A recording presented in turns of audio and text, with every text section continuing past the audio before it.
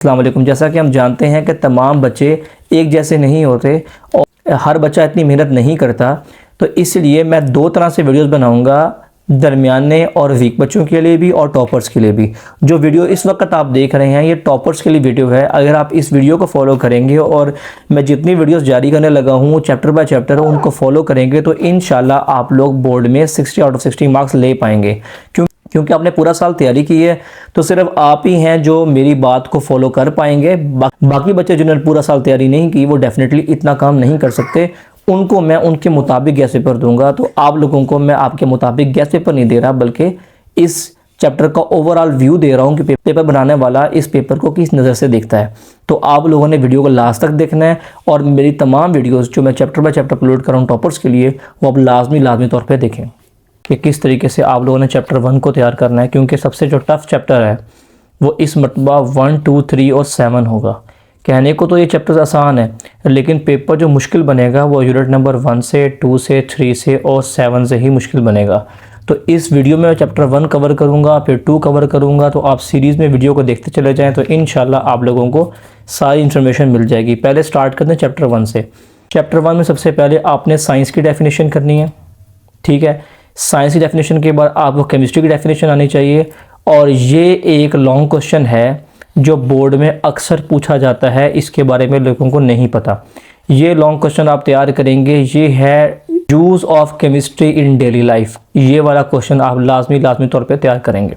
ये देखें test yourself में ये पूछा हुआ है। इसके बाद इस पेज में आपको सिर्फ 3 डेफिनेशंस तैयार करनी है। काफ़ी सारी दी हुई हैं पर यहाँ पर आप सिर्फ मैटर की डेफिनेशन तैयार करेंगे और केमिकल और फिज़िकल प्रॉपर्टीज़ की डेफिनेशन तैयार करेंगे। उर्दू के अंदर ये मादा होगा, ये तबई खसूसियात होंगी और ये कीमी खसूसियात होंगी। ये वाला टॉपिक लॉन्ग क्वेश्चन में आपको आ सकता है क्योंकि इसका जिक्र एक्सरसाइज के अंदर मौजूद है।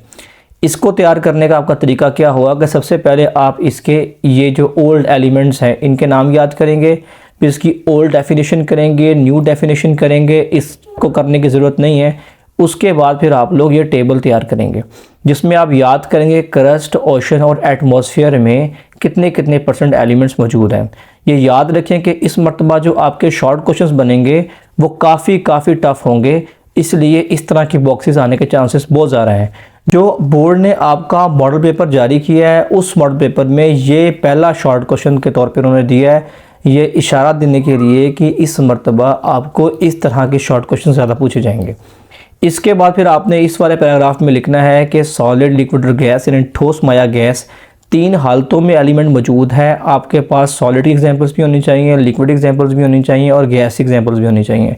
और लास्ट पे आप लिखेंगे on the basis of their properties, या खसूसियात की बुनियाद पर हमने मेटल्स को 3 हिस्सों में तकसीम किया है, मेटल्स में, नॉन मेटल्स में और मेटालाइट्स में।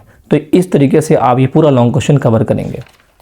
इसके बाद इस बॉक्स को करने की ज़रूरत नहीं है, इसमें सिंबल वाला क्वेश्चन आप करेंगे। सिंबल वाले क्वेश्चन के लिए आपने ये बात याद रखनी है कि सिंबल की डेफिनेशन तो आपको यहाँ से मिल जाएगी, लेकिन एक बहुत इंपॉर्टेंट क्वेश्चन एक्सरसाइज में मौजूद है।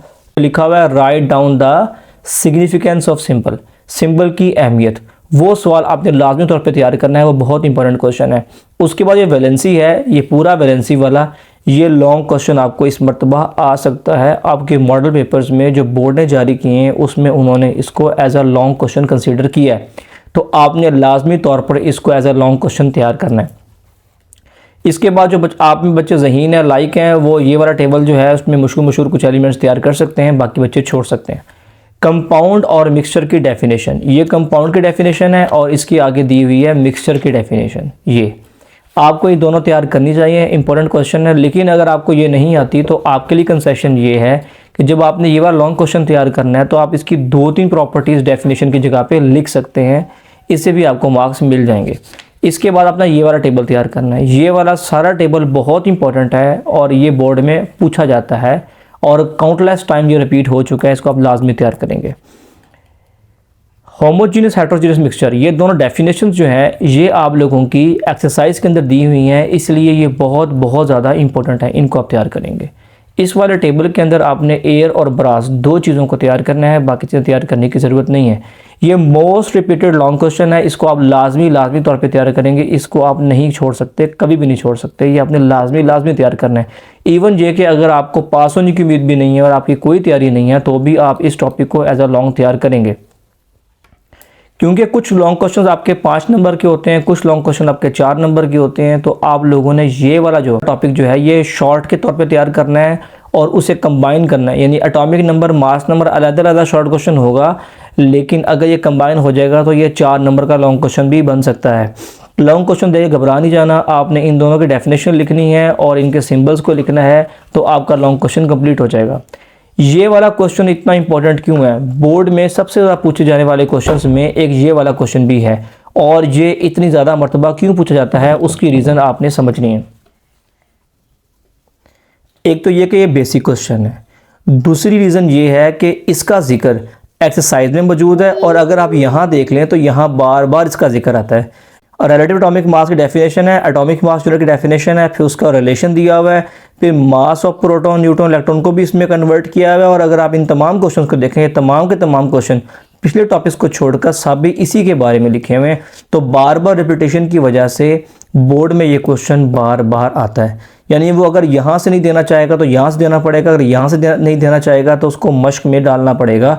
तो इस तरीके से इस क्वेश्चन के आने के चांसेस बहुत ज़्यादा है। उसके अलावा एक बहुत इंपॉर्टेंट लॉन्ग क्वेश्चन है, how to write a chemical formula.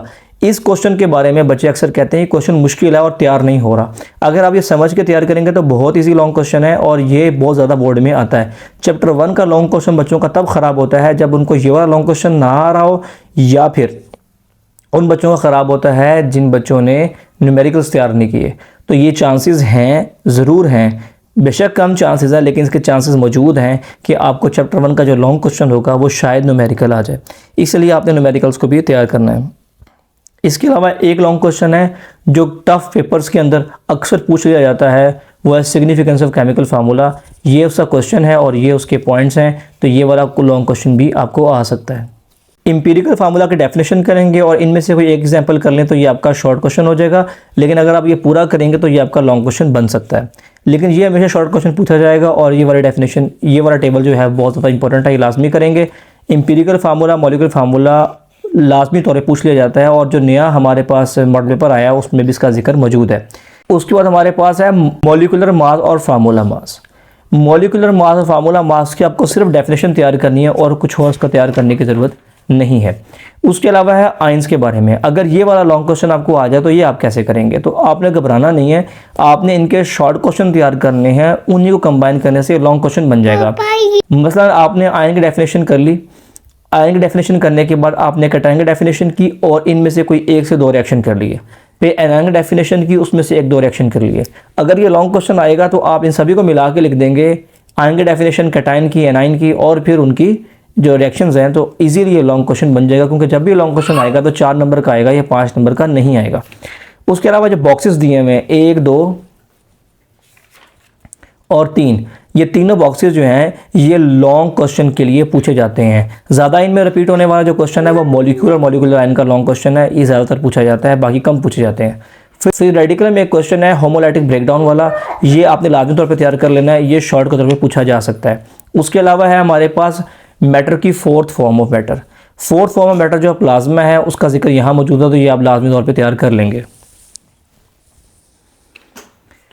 Types of molecule, जिस तरीके से ब्रांचेस ऑफ केमिस्ट्री और कंपाउंड और मिक्सचर का डिफरेंस बार बार बोर्ड में आता है, वैसे तीसरा मोस्ट रिपीटेड जो क्वेश्चन है इस चैप्टर का लॉन्ग के तौर पर वो टाइप्स ऑफ मॉलिक्यूल है। टाइप्स ऑफ मॉलिक्यूल अगर आपको पेपर के अंदर लॉन्ग में नज़र ना आया तो 100% गारंटी है कि ये आपको इनमें से कोई ना कोई टाइप आपको शॉर्ट में ज़रूर नज़र आएगी।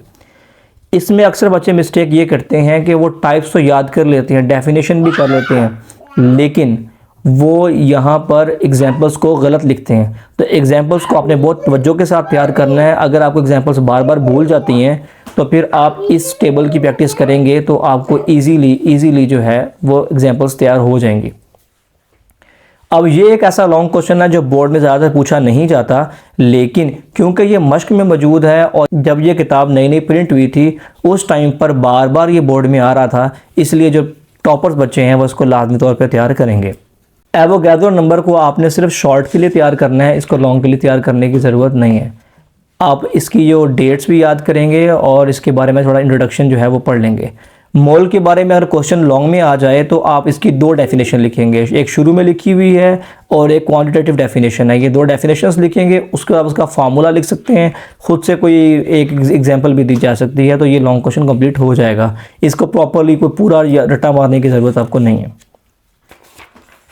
जो हमारा नया मॉडल पेपर आया है उसमें केमिकल कैलकुलेशंस को लॉन्ग के तौर पे लिया गया है और आपने इस टॉपिक को लाजमी तौर पे तैयार करना है, क्योंकि जो पेपर 2024 में इस मरतबा होंगे उसमें बहुत चांसेस हैं कि इनमें से कोई एक लॉन्ग क्वेश्चन पूछ लिया जाएगा। तो आपने लॉन्ग क्वेश्चन के तौर पे इसको लाजमी तौर पे तैयार करना है।